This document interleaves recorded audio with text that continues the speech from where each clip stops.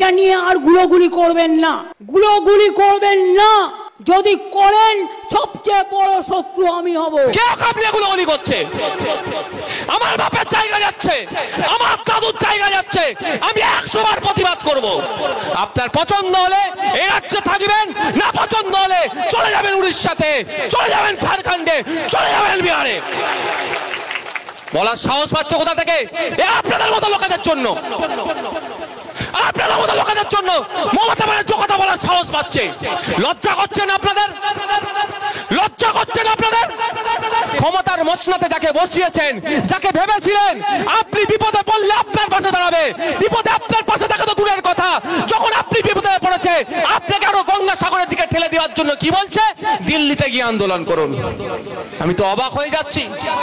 মমতা ব্যানার্জির উচিত ছিল সারা রাজ্যের সর্বদলের মিটিং ডাকা, অল পার্টি মিটিং ডেকে বিজেপি ছাড়া রাজ্যের সমস্ত পার্টিকে ডাকা। যেটা মুসলমানদের, পশ্চিম বাংলার 30% মুসলমান আছে, তারা আজকে চিন্তিত হচ্ছে এই সাংবিধানিক বিলের বিরুদ্ধে। রাজ্য সরকার প্রতিবাদ করবে, বাকি কোন কোন দল রাজ্য সরকারের সাথ দেয় সেটাও তো চেক করার দরকার ছিল। তার পরিবর্তে উনি স্টেজ থেকে বললেন কি ওয়াকফ নিয়ে গুলোগুলি করবেন না। কে ওয়াকফ নিয়ে গুলোগুলি করছে?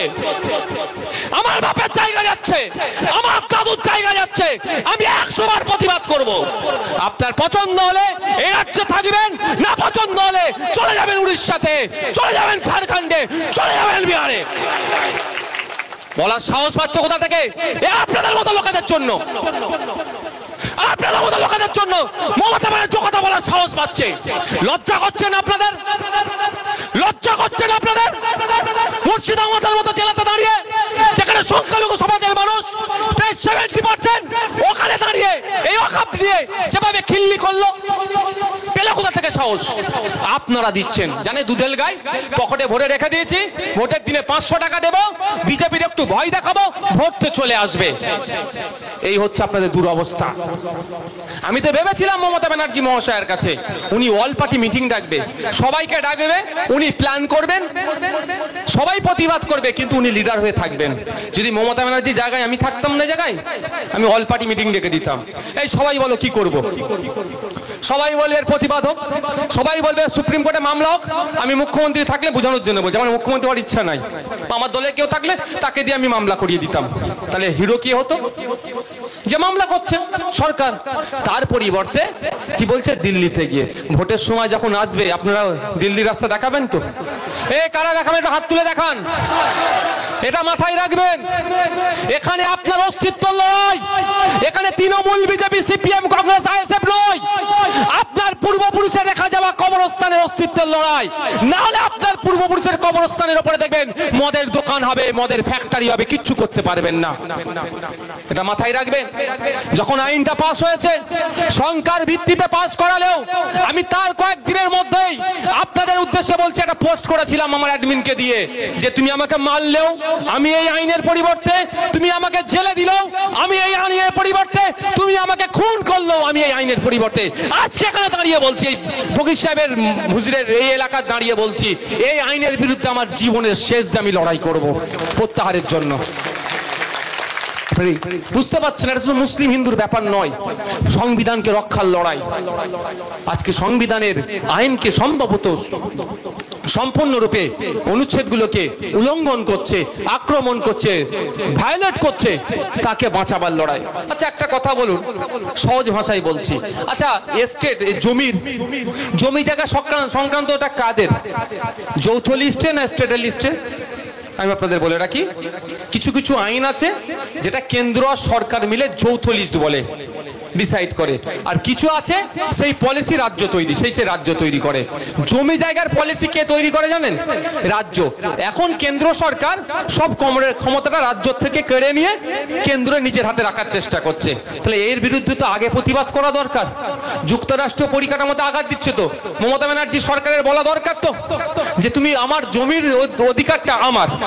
কারণ আপনাকে বলি, আপনাদের এখানে অনেকে শুনেছেন তো, অনেকে এই যে হাইওয়ে গুলো এক্সটেনশন হয়, যখন রাস্তা চওড়া হয় না, যেটা ন্যাশনাল হাইওয়ে, বা বাদ দিন ট্রেন লাইন যখন নতুন ফেলে, কেন্দ্র সরকার কি বলে, কেন্দ্র সরকারের রেলওয়ে মিনিস্ট্রি কি থেকে কি বলে, রাজ্য সরকারের কাছে চিঠি আসে যে আমি ওইখানে এই লাইনটা করতে চাই, এই মথুরাপুর থেকে শিয়ালদা বা যে কোনো লাইন আমি করতে চাই, এই লাইন করা আমি এই দিক দিয়ে লাইনটা নিয়ে যেতে চাই, এই জমিগুলো আমাকে তুলে দাও, বলে না?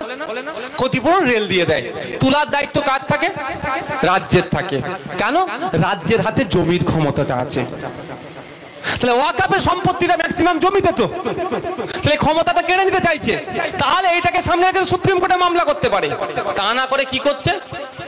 বিধানসভাতে বিল পাস করাতে পারে। তা না করে কি করছে? বলছে কোথায়? সব দিল্লি গিয়ে। তা আপনাদের মধ্যে যদি মাথায় যদি থাকে তাহলে দিল্লির রাস্তাও কিন্তু আপনাদেরকে দেখাতে হবে। দিল্লির রাস্তা আপনাদের দেখাতে হবে। এই ভয় যদি পেয়ে যান অমুক চলে আসবে তমুক চলে আসবে, ভাই এ না এসো কি আছে, না এসো কি আছে, আমাকে উত্তর দেন তো বলেন। শুভেন্দু অধিকারী এই ক্যানিং এ কদিন আগে ট্রেনের মধ্যে জয় শ্রীরাম না বলে মার কি মেরেছে কদিন আগে।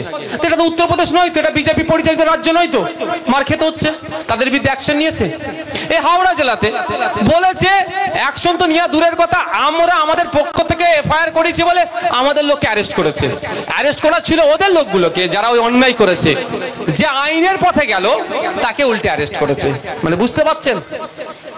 আমি আপনাদের বলি এটা হওয়ার কারণ হচ্ছে কোনোদিনই কেন্দ্রের বিজেপিকে এরা চটাবে না, কারণ গলা পর্যন্ত দুর্নীতি করে ফেলেছে এরা। এরা কত অব্দি দুর্নীতি করেছে? গলা পর্যন্ত দুর্নীতি করে ফেলেছে। এদের আর কিছু বলার জায়গা নাই। যদি বলে সিবিআইডি কে দিয়ে চলে যাবে। আপনারা বলুন, পশ্চিমবাংলা তো বিজেপি বিরোধী সরকার চলছে, বলছে যেটা মুখে, কিন্তু ঘোড়ার ডিম এটা বিজেপি সরকারি বকলমে চলছে। এখানে আন্দোলন ভালো করে করলে হরিয়ানার মানুষরা তো ক্ষমতা পাবে। এখানে আন্দোলন ভালো করে করলে মহারাষ্ট্রের মানুষরা তো ক্ষমতা পাবে। এখানে আন্দোলন ভালো করলে ত্রিপুরার মানুষরা সাহস পাবে। এখানে আন্দোলন ভালো করলে অসমের মানুষরা সাহস পাবে। এখানে আন্দোলন ভালো করলে তামিলনাড়ুর মানুষরা সাহস পাবে। এখানে যত বড় বড় আন্দোলন হবে ভিন্ন রাজ্যে বিজেপি ততটা চাপে পড়বে। আর এটাই তো মমতা চাইছে না।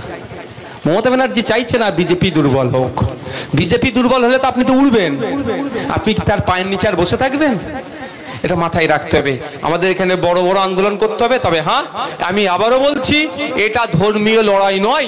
শুধু মুসলমানদের নারের তৈবির আল্লাহ একবার ওয়াকাফ বাঁচাও জিন্দাবাদ এই ফাঁদে পড়বেন না। এটা বিজেপির ফাঁদ। আমরা কেউ ইচ্ছাকৃত ভাবে কেউ না বুঝেই ফাঁদে পড়ে যাচ্ছি। বিজেপি চাইছে ওয়াকাফ বাঁচানোর জন্য তকবীর দিয়ে আন্দোলন হোক। যখনই আপনি তকবীর দেবেন, আপনি আপনার পাশে হিন্দু ভাইকে পাবেন। এ ভাই বলুন, আদিবাসী ভাইকে পাবেন, দলিত ভাইকে পাবেন। বলবো ওটা ধর্মীয় ব্যাপার, ওরা বুঝে নি। এটা তো বিজেপি চাইছে। সেই ফাঁদে আপনি পা দেবেন কেন? সংবিধান রক্ষা করতে এসেছি আমরা। সংবিধান রক্ষার জন্য কি হবে? হিন্দুস্তান জিন্দাবাদ, সংবিধান জিন্দাবাদের নারা দিয়ে তকবীর কার হবে? ভারতের দেশের তকবীর হবে। দেশের সংবিধানের নামে জয়ধ্বনি দিয়ে বিজেপিকে কাঁপিয়ে দিতে হবে। বিজেপির কল্যাণে ভয় পাইয়ে দিতে হবে। কল্যাণে ভয় ঢুকিয়ে কৃষকরা যেমন লাগাতার আন্দোলন শান্তিপূর্ণ করেছে, আপনাকে আমাকে শান্তিপূর্ণ আন্দোলন করে বিজেপিকে প্রত্যাহার, আইনকে প্রত্যাহার করতে বাধ্য করতে হবে। পারবেন তো ভাই? সাথ দেবেন?